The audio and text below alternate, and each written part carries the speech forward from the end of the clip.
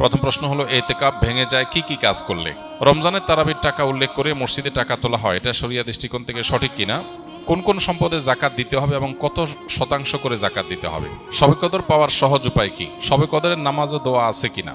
রমজানে ফজরের নামাজ পড়ে ঘুমায় কেন সবাই, যেখানে অন্যদিন সমূহে ফজরের নামাজ পড়ে ঘুমাতে নিষেধ করা হয়েছে? ঈদের নামাজ ও ঈদের দিনের সুন্নাহসমূহ জানতে চাই। রমজানে কবরের আযাব মাফ করা হয়। প্রশ্ন হলো, কোনো এমন ব্যক্তি মারা গেল যে জাহান্নামী ছিল, তাহলে সেও কি রমজানের বদলতে আযাব থেকে মুক্তি পাবে? নারীদের জন্য রমজানে এমন বিশেষ কি আমল আছে যা আখিরাতে মুক্তির পথ হবে?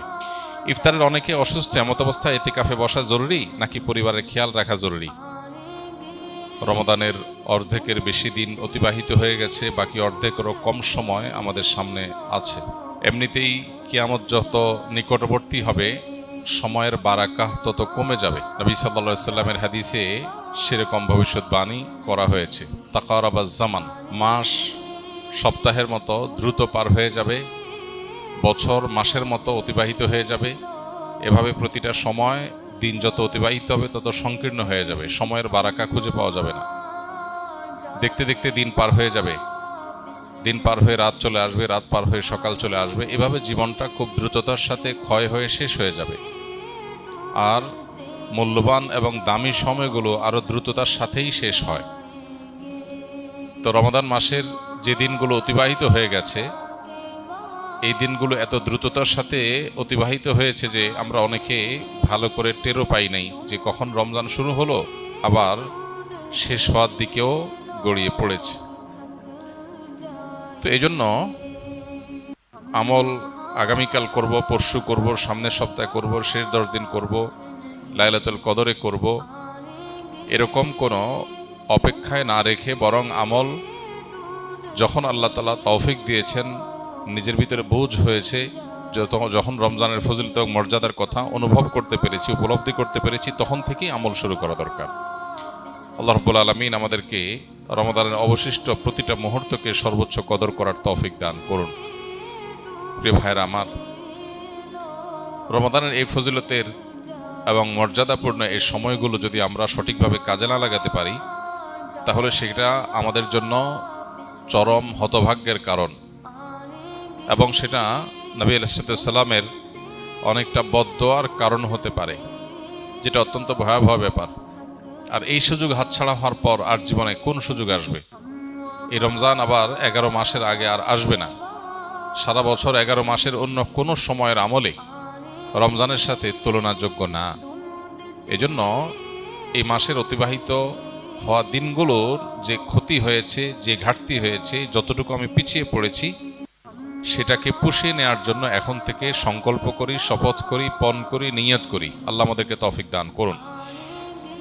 রমাদানের অবশিষ্ট দিনগুলোর মধ্যে সবচেয়ে গুরুত্বপূর্ণ আমলের নাম হলো ইতিকাফ, যেটা রমাদানের শেষ দশকে করতে হয়।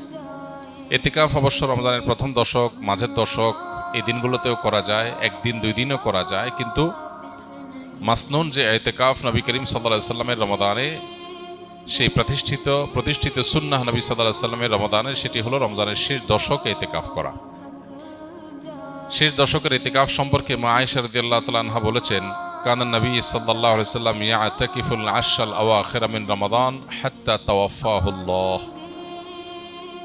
নবী করিম সাল্লাল্লাহু আলাইহি সাল্লাম রমাদান ফরজ হওয়ার পর থেকে নিয়ে যে রমজানের শেষ 10 দিন ইতিকাফ করতে শুরু করেছেন, তার ওয়াফাত পর্যন্ত, মৃত্যু পর্যন্ত প্রত্যেক বছর তিনি রমজানের শেষ 10 দিন ইতিকাফ করেছেন। এবং আবু হুরায়রা রাদিয়াল্লাহু তাআলা আনহু বর্ণিত আরেকটি হাদিস থেকে আমরা জানতে পারি যে নবী সাল্লাল্লাহু আলাইহি সাল্লাম তার জীবনে প্রত্যেক বছর রমজানের শেষ 10 দিন ইতিকাফ করেছেন, আর জীবনের সর্বশেষ রমজান যেটি ছিল, সেই রমাদানে তিনি 20 দিন ইতিকাফ করেছেন।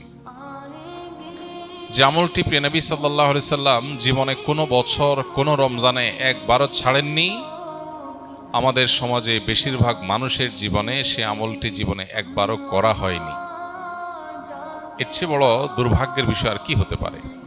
এর চেয়ে বড় হতভাগ্যের বিষয় আর কি হতে পারে? চরম শত্রুর সাথেও তো মানুষের এই বৈপরীত্য থাকে না।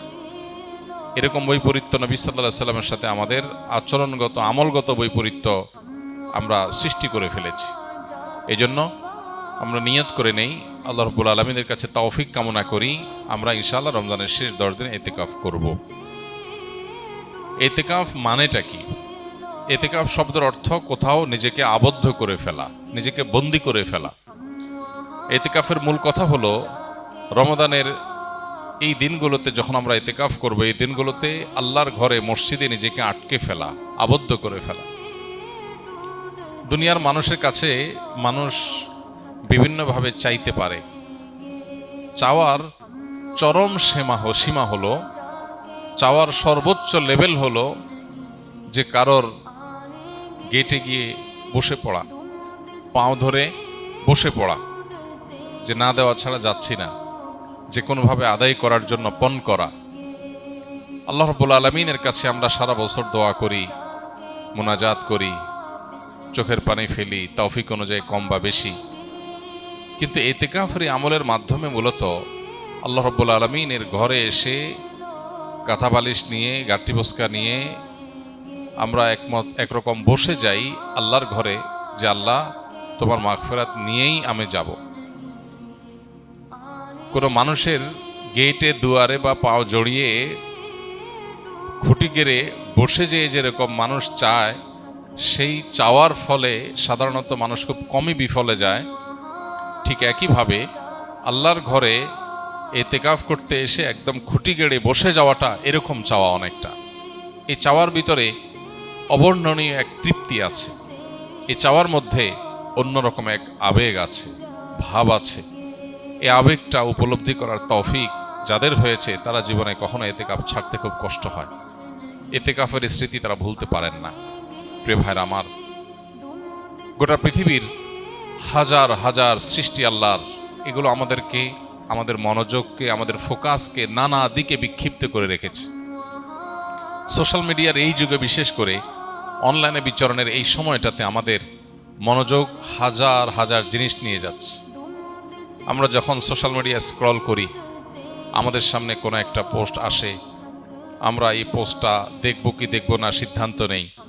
স্ক্রল করে যাওয়ার পর বা স্ক্রল করে যদি কোনো পোস্ট সামনে আসে, আমরা যদি সেটা দেখি, তখন রিয়্যাক্ট করব কি করব না সেখানে আমরা মনোযোগ দেই।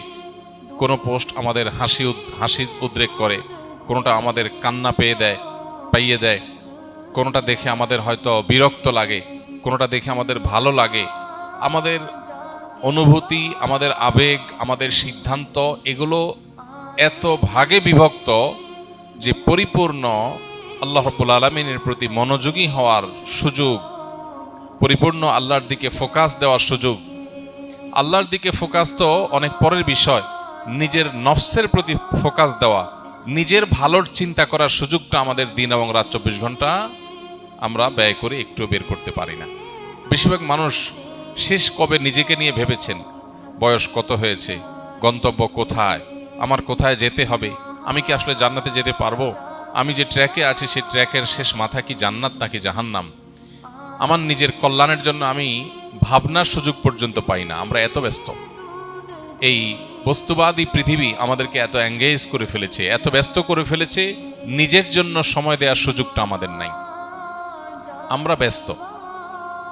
আমাদেরকে জিজ্ঞেস করা হয় কেন ব্যস্ত? আমাদের ক্যারিয়ারের জন্য ব্যস্ত, আমাদের নিজের উন্নতির জন্য ব্যস্ত, আমাদের সামাজিক অবস্থানের জন্য ব্যস্ত। অথচ এই সব ব্যস্ততার আড়ালে আমাদের নিজের অনন্ত অসীমকালের যাত্রার, আমাদের রবের এই বিষয়গুলোর প্রতি ফোকাস বা মনোযোগ দেওয়ার সুযোগ আমাদের হয় না। এই বাস্তবতায় ইতিকাফ আরও বেশি আমাদের জীবনে রিলেভেন্ট এবং গুরুত্বপূর্ণ। এরকম বিক্ষিপ্ত মনোযোগ যখন কোনো সমাজে চরম আকার ধারণ করে, আমরা 2 রাকাত নামাজ পরিপূর্ণ মনোযোগের সাথে, দুনিয়ার কোনো দিকে মনোযোগ যাবে না, পরিপূর্ণ আল্লাহর দিকে মনোযোগ থাকবে। আল্লাহ বলেছেন আকিমিস সালাতা লিযিকরি, তোমরা সালাত কায়েম করো আমার স্মরণের জন্য। আল্লাহ বলেছেন তার স্মরণের জন্য সালাত কায়েম করতে, নামাজ আদায় করতে। এখন আল্লাহর স্মরণ যেন হয়, এটা নামাজের উদ্দেশ্য। তারপর নামাজের মধ্যে আল্লাহর স্মরণ থাকবে। এখন আমাদের নামাজের অবস্থা হয়েছে এমন যে আল্লাহ ছাড়া সবকিছু স্মরণ হয়। 2 রাকাত নামাজ শুরু থেকে শেষ পর্যন্ত পরিপূর্ণভাবে পড়ব, কিন্তু মনোযোগ আল্লাহ ছাড়া অন্য কোনো দিকে যাবে না। এই চ্যালেঞ্জ আমরা কয়জন মানুষ নিতে পারবো? কয়জন মানুষ